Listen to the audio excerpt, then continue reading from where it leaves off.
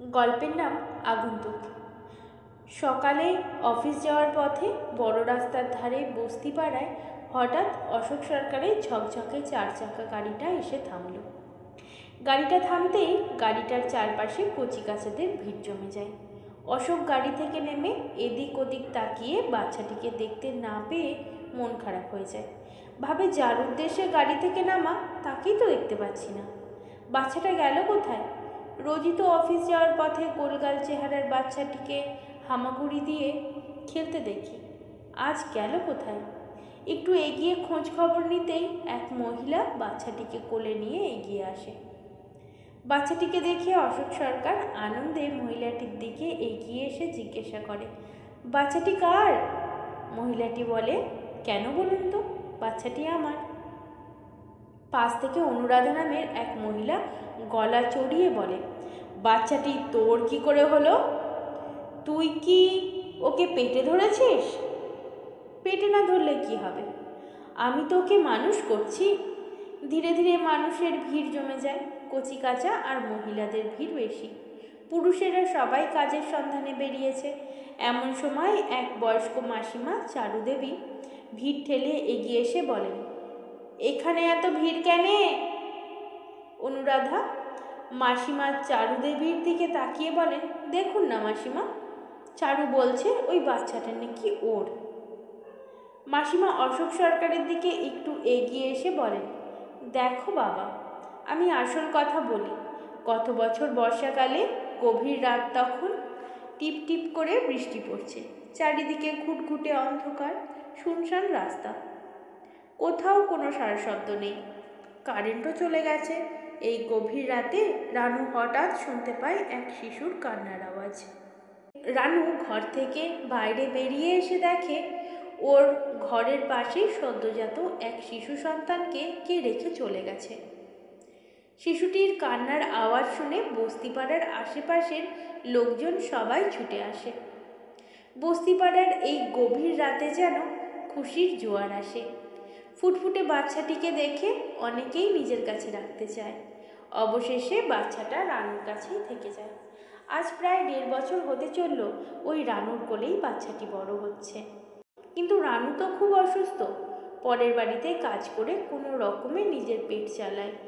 রানু অসুস্থ হওয়ার পর থেকে বস্তিপাড়ার সবাই মিলে বাচ্চাটিকে দেখাশোনা করে। অশোক সরকার সকল বস্তিবাসীকে অনুরোধ করে বলেন, আপনারা যদি অনুমতি দেন তাহলে বাচ্চাটিকে আমি দত্তক নিতে পারি। আমার কোনো সন্তান নেই, তাই থানায় জানিয়ে প্রয়োজনীয় আইনের সাহায্য নিয়েই আমি দত্তক নেব। মাসিমা চারুদেবী বলেন, বেশ ভালো কথা তো, এখানে তো বাচ্চাটা ঠিকমতো খেতে পাবে না, তার থেকে আপনার কাছে থাকলে বাচ্চাটি সুখে থাকবে, মানুষের মতো মানুষ হবে। কিন্তু রানু বেঁকে বসে, বলে, ওকে ছেড়ে আমি থাকতে পারবো না। ঠিক আছে, আপনার যদি কোনো অসুবিধা না থাকে তাহলে বাচ্চাটির সঙ্গে আপনিও আসতে পারেন আমাদের বাড়িতে। আপনার বয়সও তো বেশি নয়, আপনার আগে পিছনে আর কেউ নেই, ভিক্ষা করে এই বাচ্চাটিকে মানুষ করতে পারবেন? তাছাড়া আপনি অসুস্থ, ডাক্তার দেখালেই আশা করি আপনার শরীর ঠিক হয়ে যাবে।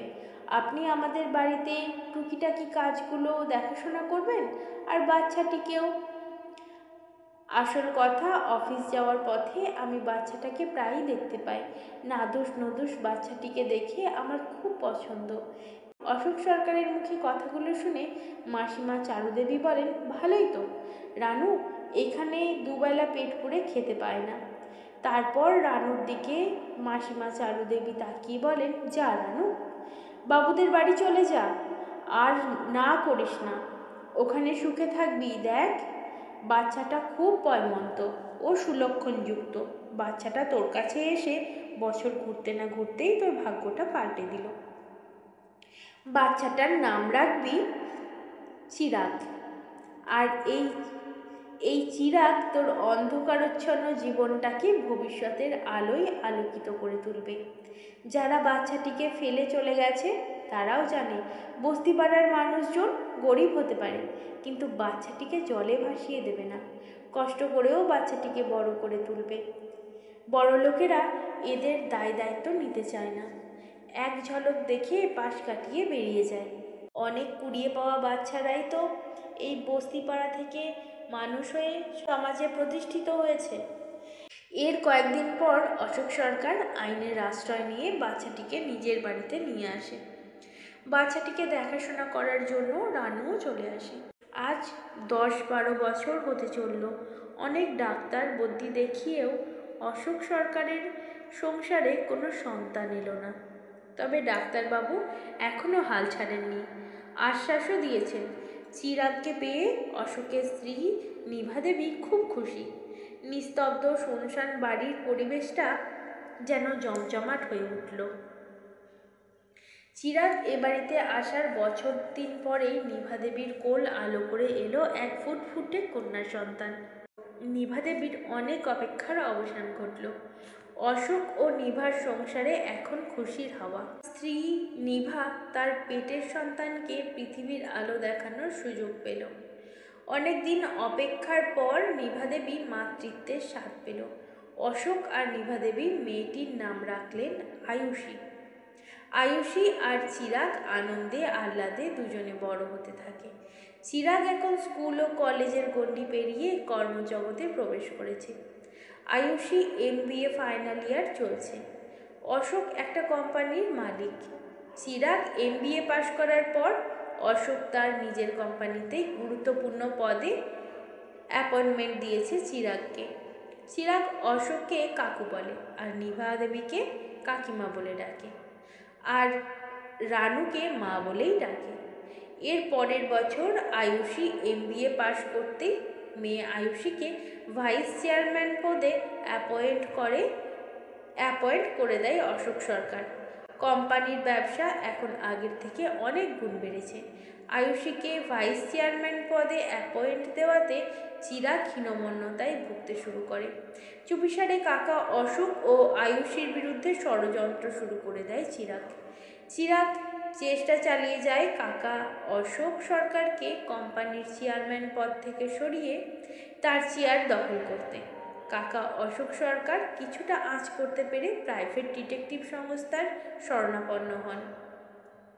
প্রাইভেট ডিটেকটিভ সংস্থা থেকে 5 জন গোয়েন্দাকে কোম্পানির নকল সিকিউরিটি গার্ড হিসেবে নিয়োগ করেছে অশোক। এটা একমাত্র কোম্পানির মালিক অশোক সরকার ছাড়া আর কেউ জানে না। বাইরে থেকে বোঝার উপায় নেই এরা ডিটেকটিভ সংস্থার গোয়েন্দা। এছাড়াও চিরাগের যাতায়াতের জায়গাগুলো চিহ্নিত করে গোয়েন্দারা জাল বিছিয়ে ফেলেছে। ভিন্ন জায়গায় ছড়িয়ে ছিটিয়ে থেকে খবর সংগ্রহের কাজ শুরু হয়ে যায়। এর মাসখানেক বাদে চিরাগ হঠাৎ কাকার অফিসে ঢুকে কাকাকে হুমকি দিয়ে বলেন, কাকু, আপনি সমস্ত দায়িত্ব আমার উপরে ছেড়ে দিন। আপনার এখন বয়স হয়েছে। কোম্পানির কাজ থেকে অবসর নিয়ে আপনি আর কাকিমা বাইরের দেশ থেকে কিছুদিনের জন্য ঘুরে আসুন। কাকু উত্তেজিত হয়ে বলেন, আরে এসব কি কথা বলছিস তুই? আমি কি অক্ষম হয়ে গেছি?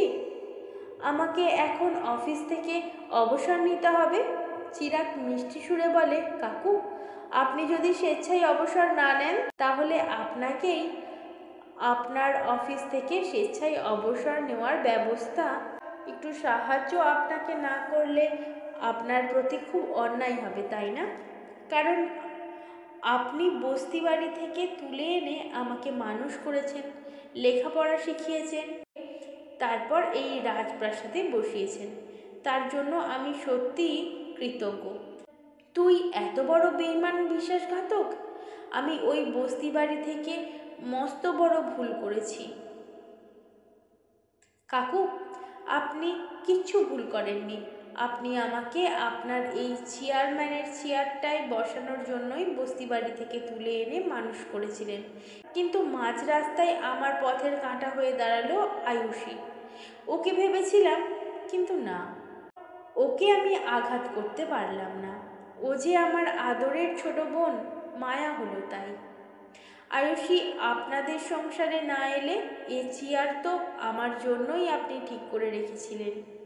মিষ্টি সুরে ঠাট্টা করে চিরাগ বলে, আমাকে বস্তি বাড়ি থেকে আনার সময় আপনি তখনও জানতেন না আয়ুষী আপনাদের সংসারে আসবে।